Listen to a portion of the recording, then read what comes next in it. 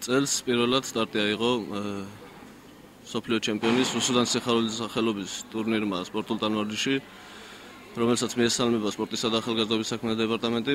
ვფიქრობთ, რომ ტურნირი ტრადიციულ სახეს მიიღებს და წლევანდელ ტურნირზე კი სპორტსმენებს უსურვებს წარმატებებს. ძალიან სასიამოვნოა, რომ აჭარის ხელმძღვანელობა ატარებს ამ ტურნირს და საამაყო იმითაც არის კიდევ, რომ ეს ერთადერთი ნაბიჯია ჩვენი მომავალი ბავშვებისთვის, რომელთაც კიდევ ერთი კარგი სტარტი ექნებათ სამომავლოდ. როგორც ვიცი, ჩვენ ვფიქრობთ, რომ ეს ტურნირი შემდგომ საერთაშორისო ტურნირში გადაიზარდოს და სხვა ქვეყნებიც მოვიწვიოთ და თავისთავად ცხადია, რანგიც ამ შეჯიბრების ნელ-ნელა აიწევს. მონაწილეობს ქალაქ თბილისი, ქუთაისი, ბათუმის გუნდები. არის ალბათ 40-მდე მონაწილე, ვაჟებში 6 ასაკობრივი ჯგუფია, გოგონებში 4 ასაკობრივი ჯგუფი. დაჯილდოება და გამარჯვებული გამოვლინდება ხვალ.